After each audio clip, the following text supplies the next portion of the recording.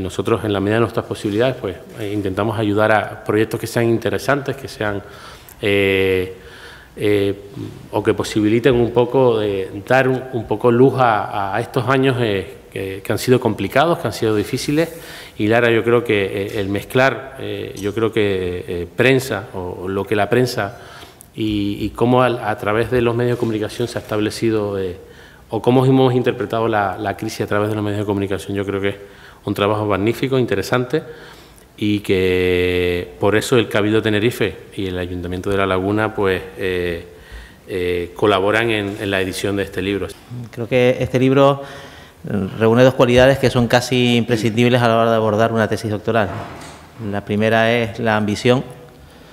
Se propone una tarea pues de ciertos tintes hercúleos, ¿no?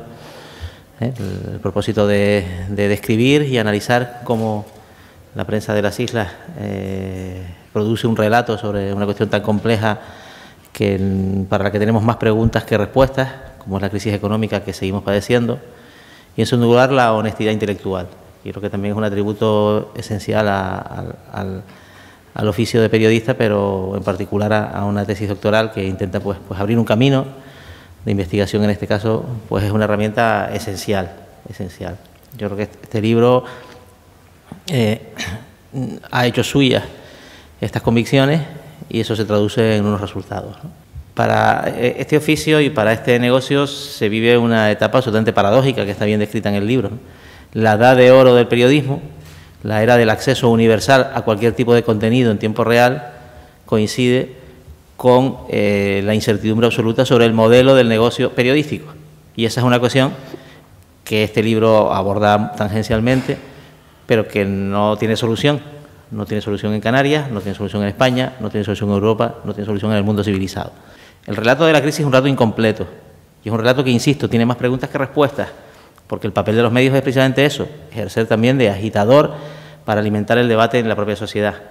Y el debate en nuestra sociedad sobre la crisis tiene más preguntas que respuestas y, por tanto, en ese sentido es un reflejo fiel de lo que ha ocurrido, del grado de desorientación que a nuestra sociedad le ha producido un impacto tan dañino como el de una crisis económica tan prolongada, ¿no? Para los periodistas y para los que estamos también en la función pública hay unas nuevas herramientas tecnológicas que nos generan una especie de era de hipermnesia. Es imposible olvidar el pasado, porque básicamente está en Google. Este libro hace un esfuerzo en esa dirección, en mirar quién dijo qué, por qué lo dijo, qué se defendió, qué pronósticos se hicieron y cómo fueron confirmados o en su mayoría desmentidos. Solo por eso, como herramienta de reflexión, para dar mejores pasos en el ámbito del periodismo y en el ámbito de la gestión pública, también en lo que concierne a algunas personas que estamos aquí, solo por eso este ejercicio intelectual, honesto y ambicioso que ha realizado la autora merece todo nuestro aplauso. Y efectivamente es el resultado de una tesis doctoral que disecciona la crisis a través de la narración que sobre la exclusión social, la pobreza, el desempleo, nos hacen los rotativos, los 4 rotativos canarios que sobre los que ha sustentado Lara Carrascosa esa investigación.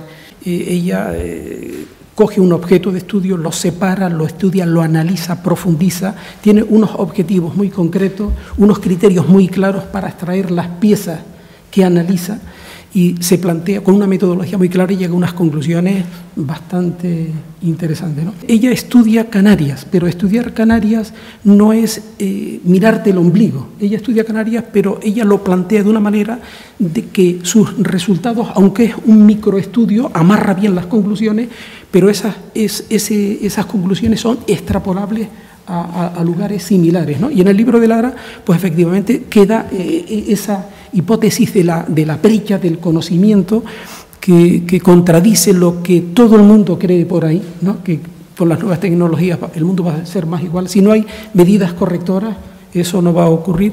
Y entonces Lara deja en evidencia efectivamente eso, ¿no? Si la prensa escrita, si el diario escrito no ha muerto, que es una realidad, afortunadamente para los que trabajamos en el sector, también es cierto que vive una de las etapas más conflictivas y más duras de su historia reciente. La crisis económica la hemos sufrido y la estamos sufriendo los periodistas y los periódicos. Las mismas personas que tienen que narrar o que necesitan narrar cómo estaba afectando a la sociedad la crisis económica y responder todas esas preguntas, al mismo tiempo veían mermados sus recursos materiales y sus recursos humanos. Entonces, esa dicotomía yo creo que puede ser lo que más enriquece el libro, porque establece una causa y unos efectos, ¿no? Si quieres narrar bien la crisis necesitas medios materiales, medios humanos, necesitas estar en todos sitios o estar en la mayoría de los sitios posibles, necesitas tiempo para analizar, necesitas tiempo para gestionar, para contrastar. Cada periódico manda un periodista a una rueda de prensa, probablemente los enfoques y los titulares son diferentes, como yo he visto y he analizado, pero claro, también si no mandas a ningún periodista, el enfoque va a ser el de la agencia. Y entonces eso queda todo monócromo y no ofreces nada diferenciado al lector. Esa uniformización del contenido lleva también efectivamente a que ese contenido se empobrezca, ¿no? Las noticias sobre precariedad y pobreza son muy originales en todos los periódicos, son piezas muy bonitas y algunas de verdad emotivas y emocionantes por lo que contaban,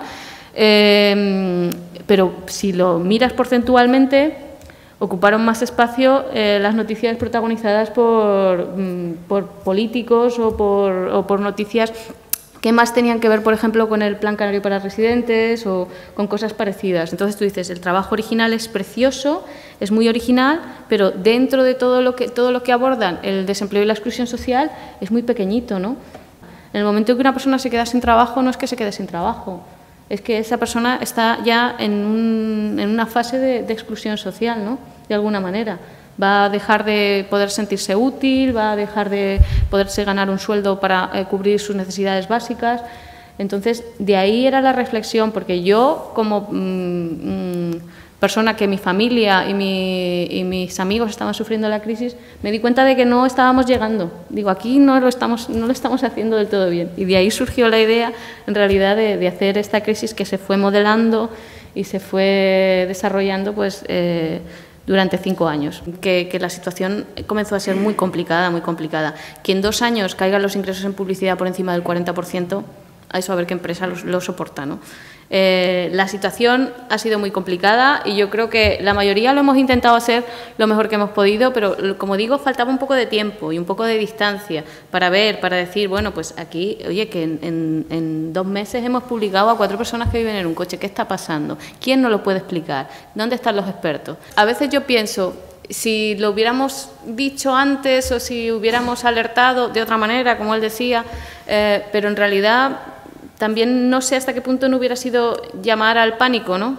Esperemos y deseemos que tantos medios, radio, televisión, prensa escrita o digital, pues que sigan, que es importante que los medios y que diferenciamos entre opinadores y periodistas, que yo creo que hoy últimamente el periodismo no son 140 caracteres, eso es otra cosa, pero no creo que sea periodismo. Así que muchísimas gracias a todos y todas por asistir y levantamos la sesión.